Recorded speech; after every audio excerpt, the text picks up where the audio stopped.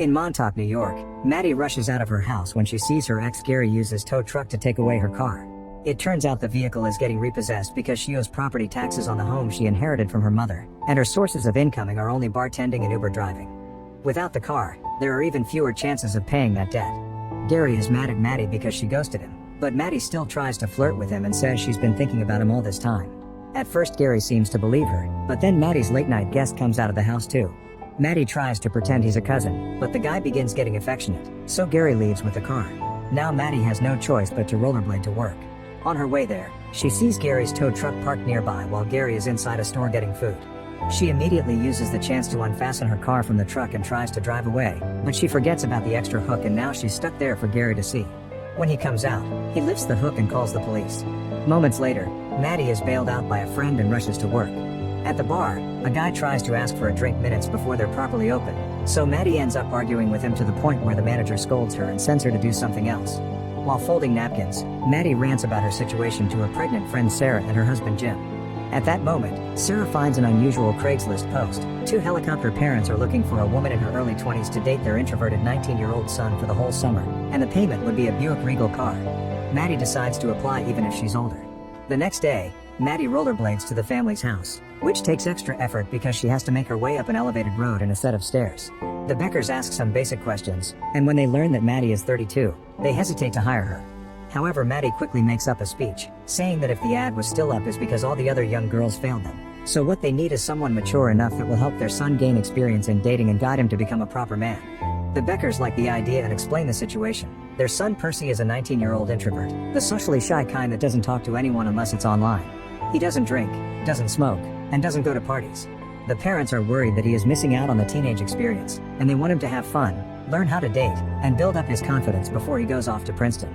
Maddie gets the job, but before she leaves the parents tell her that Percy mustn't know the truth. She must keep it natural to make him feel better about himself. After borrowing Jim's old van, Maddie puts on a seductive dress and shows up at the animal shelter Percy volunteers at, where she specifically asks for his help while she pretends she wants to adopt a dog. Percy shows her a dog named Milo while Maddie keeps flirting and throwing lots of innuendo to no avail. Then they go to the office to fill out her application and Maddie has to drag a small couch to the desk to keep on flirting, but the couch is too low and she doesn't cause a good impression. She keeps on flirting while Percy asks her questions, which makes him uncomfortable. He decides to end the interview quickly, but Maddie needs an excuse to keep on talking to him and offers him a ride home because she knows his address. When Percy wonders how she knows that, Maddie saves her mistake by saying it's on his bag. At that moment Percy's co-worker Crispin comes to see what's going on, and Percy takes the chance to say he's leaving early. Maddie follows him outside and finds him grabbing his bicycle, so she offers to give him a ride again and puts the bicycle in the back of the van to prove he can't say no. Once they're on the road, Maddie tries her best to carry on a proper conversation and makes a joke about Percy being her hostage. Between this and the creepy things in the back of the van, Percy is getting a little scared. When Maddie takes a different route, Percy tries to ask for help with his phone but Maddie takes it from him. Moments later, they arrive at Maddie's home and Percy assumes she's kidnapped him for real so he throws paper spray at her eyes. Crying out in pain, Maddie explains she just thinks he's really hot and that she had been trying to score with him. Percy can't believe it but he apologizes as he helps wash her eyes with a hose before they agree to meet again tomorrow for a proper date. The following evening, Maddie is waiting at a bar and sees Percy arrive wearing a suit with short pants because of the hot weather. The waitress asks for their order and Percy tries to get a soda, but Maddie changes it for a cocktail so he can learn to live a little. When their drinks arrive, Percy spits it out as soon as he takes a sip, and Maddie has to force him to drink more so he can learn to handle alcohol before college. She tries to keep up conversation again, but Percy is always shy and awkward. Suddenly they're uninterrupted by one of Maddie's ex-boyfriends, who brags about being married now and mocks Maddie for ghosting him. However, Maddie insults him with some good burns until he leaves.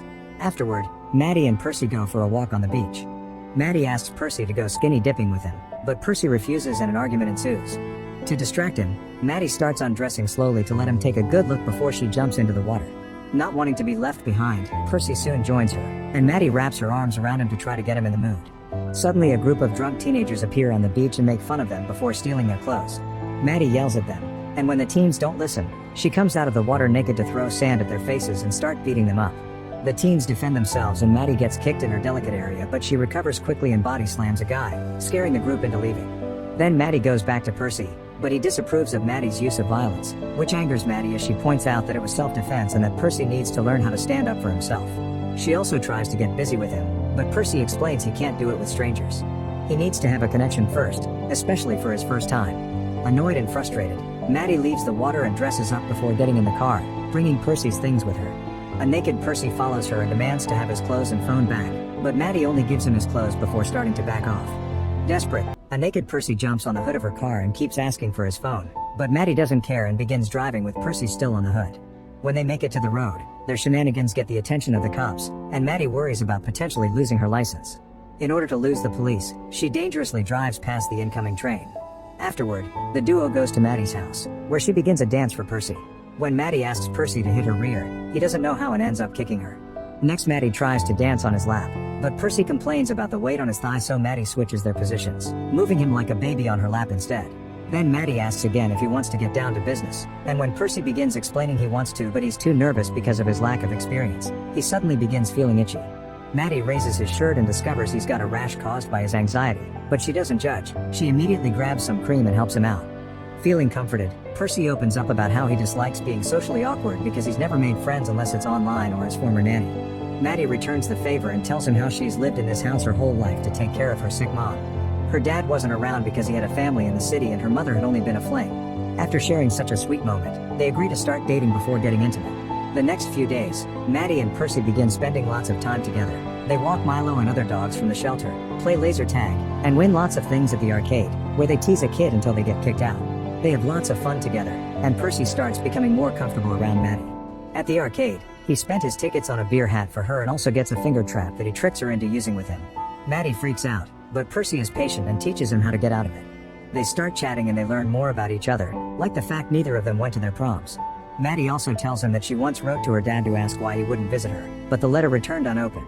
Having this vulnerable moment allows Percy to gather courage and finally kiss Maddie. Afterward, they go for a walk and bump into Percy's former nanny Jody, who turns out to be a middle-aged guy.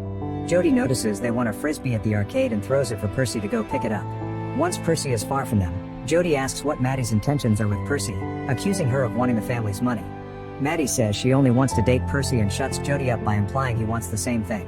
When Percy returns, Jody and Maddie just pretend to get along for his sake. Sometime later, Maddie hears someone ring the bell at her house and finds a man she doesn't recognize. It turns out they went to school together, and the guy acts as if they were super close, but Maddie barely remembers him. Soon the truth comes out. The guy is there for the house, but Maddie still refuses to give it up and kicks the guy out, ignoring his legal threats.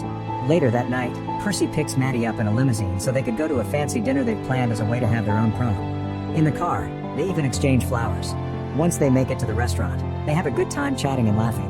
Percy shares that he didn't want anyone at school to notice him because if they didn't notice him, then they couldn't make fun of him. So Maddie comforts him by saying that they should see how great he really is. Then Maddie notices a piano and convinces a very nervous Percy to play it. He turns out to be quite good and he signs along to his playing, choosing She's a Man-Eater by Hall & Oates as a tribute to Maddie. The people in the restaurant love it and everyone claps while he returns to the table, where Maddie can't stop telling him how talented he is. Their chat is suddenly interrupted by Natalie, a family acquaintance that will also attend Princeton. Natalie and Percy start chatting very casually and Maddie immediately gets jealous, often trying to get Natalie to leave. It doesn't work and Natalie invites Percy to a party for future Princeton students. Maddie tries to say no, but Percy tells her he'll keep it in mind. After Natalie leaves, Percy brings up the subject of his college plans and how they could see each other on the weekends, but Maddie explains she doesn't do long distance. For her, this is a summer fling that will end when Percy leaves. Hurt, Percy storms out and Maddie immediately follows him into the limousine, but they awkwardly sit very far from each other and Percy begins getting drunk, which is a first for him. Suddenly Maddie notices they're going in a weird direction and Percy explains they're going to Natalie's party. It was Maddie who told him to hang out with school friends more, so if she doesn't want to attend, she shouldn't come. The limousine stops and Percy rushes into the party, dropping his flower in the way. After some hesitation, Maddie follows him inside only to lose him in the crowd. Maddie starts asking around for Percy, but all the youngsters judge her for being a grown woman trying to fit in with the teens, and whenever she responds rudely, they threaten with recording her for social media. Eventually, two girls inform her that Percy went to a room with Natalie. Worried that Percy may be having his first time with someone else, Maddie rushes upstairs and begins checking every room, getting disappointed that the new generation wasn't doing the dirty.